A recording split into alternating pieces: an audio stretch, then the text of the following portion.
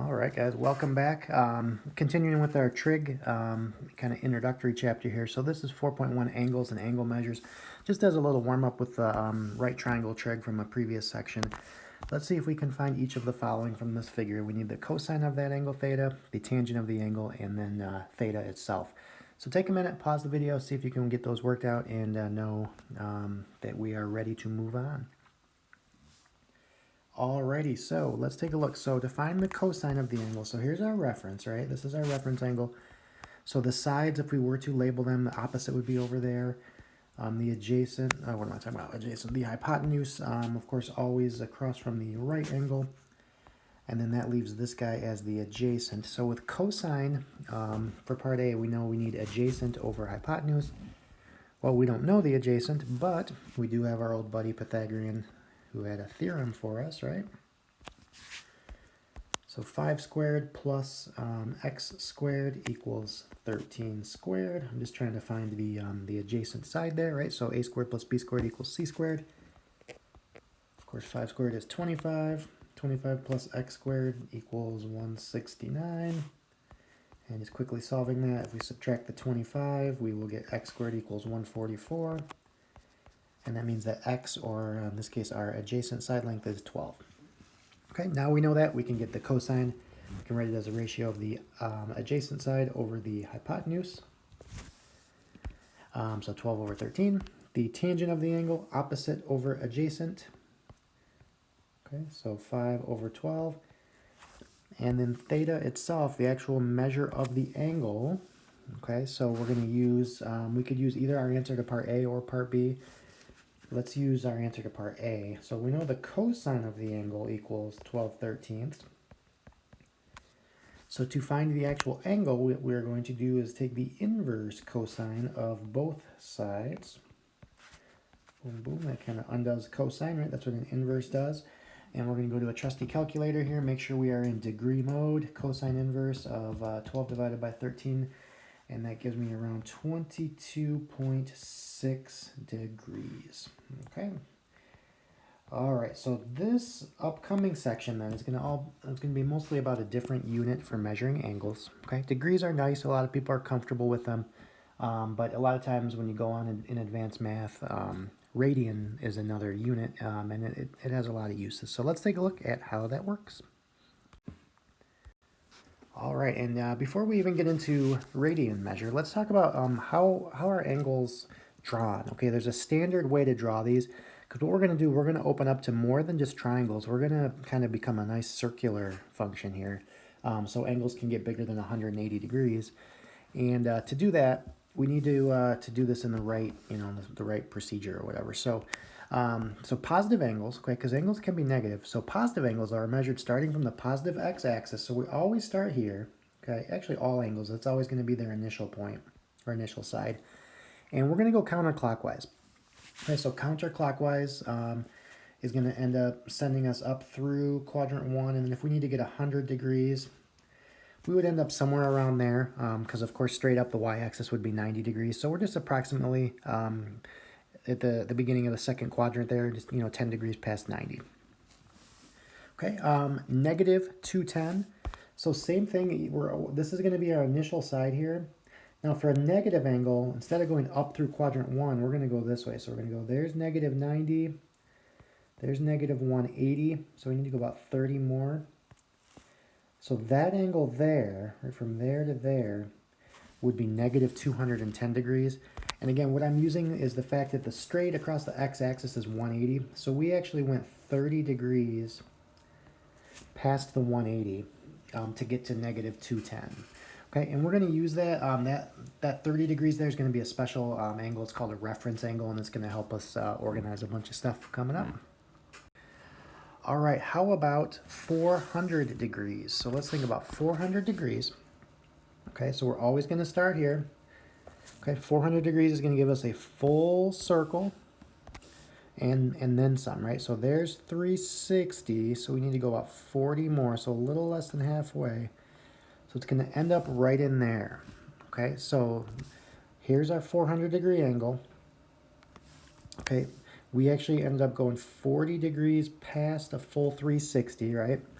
Okay, and one way you can kind of figure that out is just subtract 360 from the angle, and it will kind of tell you another angle that's more comfortable, right? We're more comfortable thinking about a 40-degree angle than a 400-degree angle. And that little trick, you can subtract or you can add 360. Let's say you had a negative angle.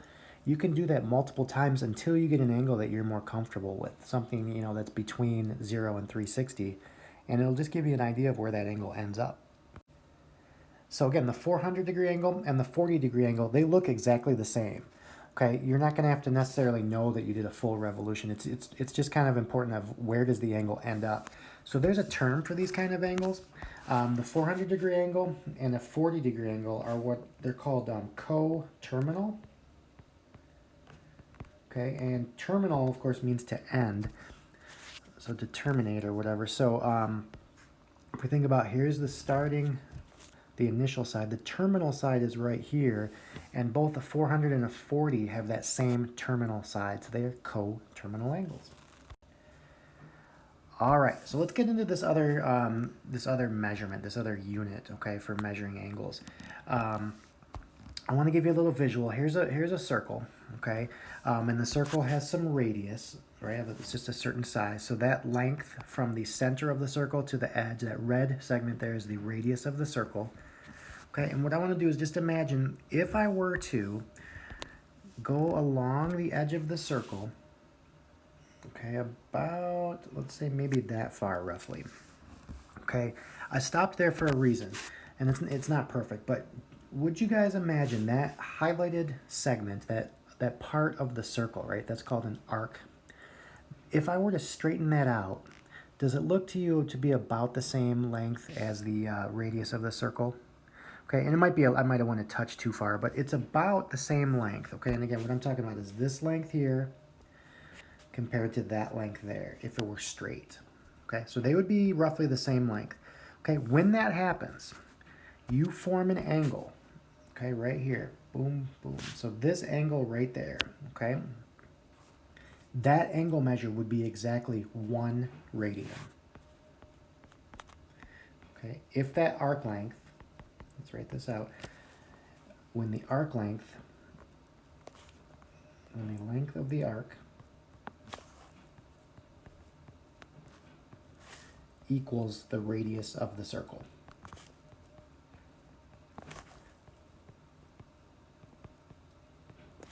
Okay, so it doesn't matter how big the circle is or how small the circle is. You know, maybe we'll draw one more here. If we had a gigantic circle, let's move this out of the way a little bit. Let's say you have this gigantic circle out here. Okay, sorry, that's not the best circle, but, and then there's the radius, right? So if I do the same thing, the same thought process, if I start here and try and measure along until about maybe there or so, where that yellow segment is equal to the radius of the same length, the angle that gets formed, okay, that angle is the same as the angle we drew in the other one. It would be exactly 1 radian. Okay, that's what the definition of a radian is. So if we take a look and we kind of expand the idea some, okay, if we think about this picture here, let's look at what we have here. So 0 degrees, we have 90 degrees, we have 180 degrees, and so on. But let's think first, okay, this first angle right there, when that length again is the radius, that angle is 1 radian, right? So that would be 1 radian right there. That's not the 90 degrees, that's this part right here. Okay, if I did that again, if I continued and added another arc, okay, now this green angle from there to there would be 2 radians. Okay, 2 radians. If I did that one final time and added another arc that was also equal to the radius, that red angle would be 3 radians. Okay, so the green again was 2 radians, the white was 1 radian, the red is 3. Okay, so you can see the 3 radians is a little bit short of 180 degrees. Okay, it's just a little bit short.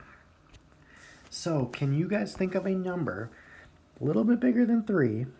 Okay, it's kind of a big number in math, kind of an important number. A little bit bigger than 3. How about pi? Okay, so think about 3.14, right? And if you were to go 3.14 arc lengths that were each equal to the radius, that would get you 180 degrees. Okay, that's going to kind of be our main, conversion factor, our go-to. 180 degrees will be exactly pi radians. Okay, so let's think about what does that mean then about 90 degrees. If 180 is a full pi, 90 degrees is pi over 2. Okay, it's about 1.57. Okay, pi being 3.14. Okay, 0 degrees is 0 radians. 270 degrees, if we think each 90, okay, you can use this as a conversion as well. Each 90 is pi over 2, right? And 270 would be like 3 90s, so it would be 3 pi over 2. Okay, like 1.5. Okay, if 180 is a full pi, 90 is a half, 270 would be 1.5. And then by the time you get back to 360, which is, remember the term, it's coterminal to 0, right? 360 and 0 are coterminal. A full circle is actually 2 pi radians, okay? Because 180 is 1 pi, so 360 is 2 pi. Okay, so let's see. Can we convert back and forth and kind of get comfortable with this? But hopefully that visual kind of explains a little bit what a radian is, because sometimes I know you can go through this stuff and be like, yeah, I can do it, but I don't really know what it means. So again, it's really just all about this radius of the circle.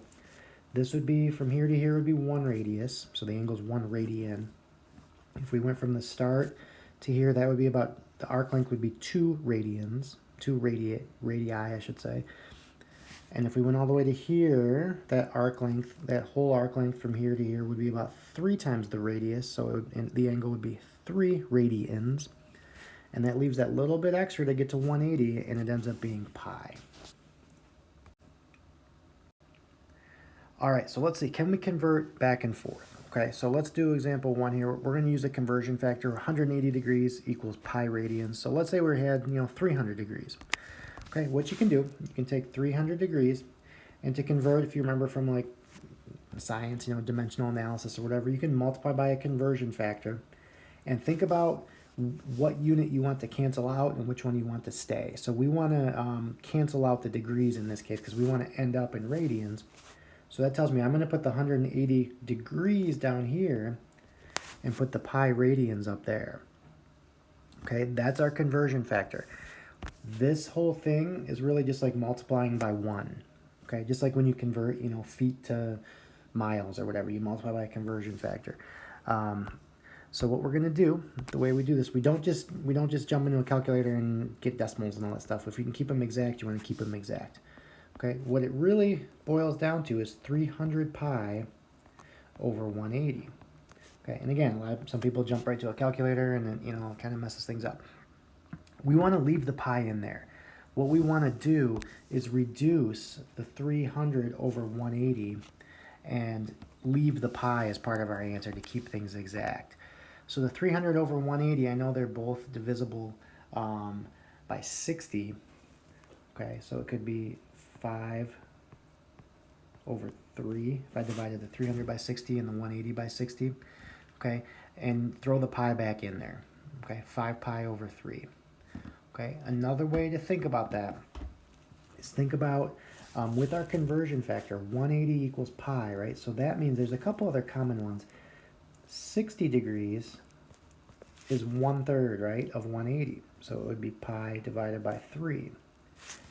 And the reason that might help with this problem, think of 300, okay, as 5 60s, right? 5 60s. So 5 pi over 3s is kind of a way to think about it. And as you do more and more of these, you'll get those little tricks. You want to think of it as how many 60s, or sometimes how many 30s, or sometimes how many 45s, things like that. Okay, but you guys got the conversion factor. This method here will always get the job done too until you get more and more comfortable. All right, how do we go the other direction? How do we convert a value like negative 2 pi over 3, which is in radians? How do we convert 2 degrees? We're going to multiply by the conversion factors, the reciprocal of it. Okay, we want the 180 degrees in the numerator because I want the degree unit to stick around. Okay, so what I'm thinking here is the pi's are going to cancel out. Okay, so we have the negative 2 times 180 degrees over 3. Okay, the 180 over 3 is 60, so negative 2 times the 60, okay, or just multiply these out however you want to get that done. Negative 120 degrees. Okay? All right. How about finding coterminal angles? Okay, so if we recall, coterminal angles have the same terminal ending side. We saw that previously, the 400 degree angle and the 40 degree angle had the same terminal side. And what happens, or the way that happens, is that you end up, for example, let's just draw this one here just to see it in action. So the 425, we would start here. We're going to go a full 360, and then we need how many more to get to 425? So we would need, what, 65 more degrees? Okay, if we did a full 360, and just check this out, right? Full 360 plus 65 more gets us our 425, right? So this little angle, this amount that we went past was 65 degrees, okay? 65 degrees is coterminal because it ends up in the same spot as the 425. So the trick to finding it is, or finding one of them is, if you just subtract 360, okay, you're going to get 65 degrees. Okay, that's a negative. That's a positive angle. Okay, if we need a negative coterminal angle, how could I go this way and end up in the same spot? Okay, what we could do is we could take that 65 degrees and subtract 360 again. Okay, so if we do that, we should end up with, so 360 minus 65 would be 295, so negative 295 degrees. Okay, so the trick to coterminal angles for degrees is just adding or subtracting multiples of 360. And you could do that as many times as you want. It's going to end up in the exact same spot. Okay, now with radians, it's the same idea. We're going to add or subtract full circles. But with radians, full circles are 2 pi, right? Instead of adding 360 degrees, we're just going to add and subtract 2 pi. So if I take the negative pi over 3 and I add a full circle to it, if I add 2 pi, we're going to get another angle that's going to be in the same spot. So with this, it's a little messier because we do have fractions, so we need to rewrite the 2 pi. Right? If it's 2 pi over 1, that would be equivalent to 6 pi over 3. Just getting that common denominator. So negative pi over 3 plus 6 pi over 3 is going to get us a positive 5 pi over 3. There's one answer. That's a positive angle. And to get the negative one, we could start with the negative pi over 3, and we could subtract 2 pi. Okay, and again, still need a common denominator. That's why a lot of people don't love radians as much. Not only are they not as familiar, as to what they look like, but they involve a lot of fractions. And everybody hates fractions, right? So negative 7 pi over 3. So that would be a coterminal angle. Each of those angles would end up, they would terminate in the exact same spot as this guy. And sometimes we're gonna have to do that. We're gonna have to use coterminal angles to answer some problems.